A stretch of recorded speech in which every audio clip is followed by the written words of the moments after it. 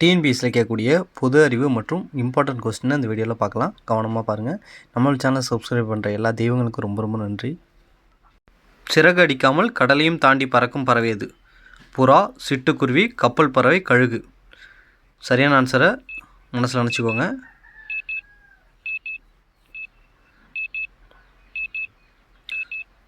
கப்பல் பறவை அப்படின்னு சொல்லியிருந்தீங்கன்னா மிகச் சரியான ஆன்சருங்க. ஸோ நெக்ஸ்ட் கொஸ்டின், இந்தியாவின் பறவை மனிதர் யார்? அதாவது இந்தியாவின் பறவை மனிதர் யார்? அலி சலீம், சலீம் அலி, அப்துல் கலாம், அம்பேத்கர். ஸோ யாராக இருக்கும்? டைம் ஓடிட்டுருக்கு. சலீம் அலி அப்படின்னு சொல்லியிருந்தீங்கன்னா மிகச் சரியான ஆன்சர். நெக்ஸ்ட் கொஸ்டின் போயிடலாம். இந்திய நூலகவியலின் தந்தை, அதாவது இந்திய நூலகவியலின் தந்தையார்?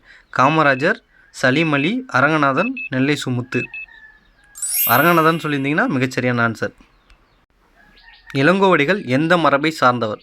சேர மரபு, சோழ மரபு, பாண்டிய மரபு, இவை அனைத்தும். என்னவாக இருக்குன்றதை மனசில் நினச்சிக்கோங்க. ஸோ சேர மரபு அப்படின்னு சொல்லியிருந்தீங்கன்னா மிக மிக சரியான ஒரு ஆன்சர். நெக்ஸ்ட் கொஸ்டின், தலைவர்களை உருவாக்குபவர் யார்? காமராஜர், காந்தியடிகள், அம்பேத்கர், இவர்கள் அனைவரும். ஸோ யார் தலைவரை உருவாக்குவர்? காமராஜர்னு சொல்லியிருந்தீங்கன்னா மிக சரியான ஆன்சர். நாட்டுப்புற இயல் ஆய்வு எனும் நூலை தொகுத்தவர் யார்? சக்திவேல், மறைமலை அடிகளால், பாரதியார், பாரதிதாசன். யாராக இருக்கும்? ஸோ ரொம்ப சிம்பிளான கொஸ்டின் இது. ஸோ சக்திவேல் அப்படின்னு சொல்லியிருந்தீங்கன்னா மிக சரியான ஆன்சர். ஸோ நெக்ஸ்ட் கொஸ்டின் போயிடலாம். காதால் கேட்டு வாய் வழியாக பாடப்படும் இலக்கியம் எது? வாய்மொழி இலக்கியம், தமிழ்மொழி இலக்கியம், தமிழ் இலக்கியம், மெய்ப்பொருள் இலக்கியம். ஸோ வாய்மொழி இலக்கியம்னு சொல்லியிருந்தீங்கன்னா மிக சரியான ஆன்சர். அடுத்த கொஸ்டின், நெய்தல் திணைக்குரிய பூ எது? குண்டுமல்லி, செந்தாமரை, முல்லைப்பூ, தாழம்பூ. ஸோ என்னவாக இருக்கும்? நெய்தல் திணை. தாழம்பூன்னு சொல்லியிருந்தீங்கன்னா மிக சரியான ஆன்சர். நெக்ஸ்ட் கொஸ்டின், குழுவாக செல்வார்கள். இக்குழுவை என்னன்னு சொல்லுவாங்க? வணிக சாத்து, வணிகத்தெரு, வணிகர் கூட்டம், விற்பனை மையம். என்னன்னு சொல்கிறாங்க?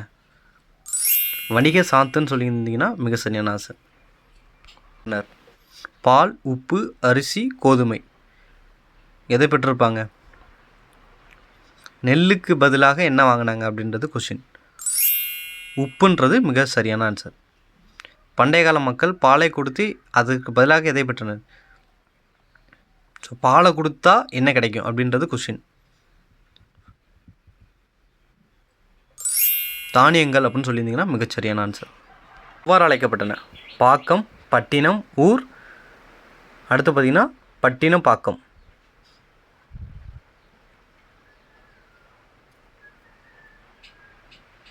ஸோ பட்டினம் மற்றும் பாக்கன்றது தான் மிகச்சரியான ஒரு ஆன்சர்.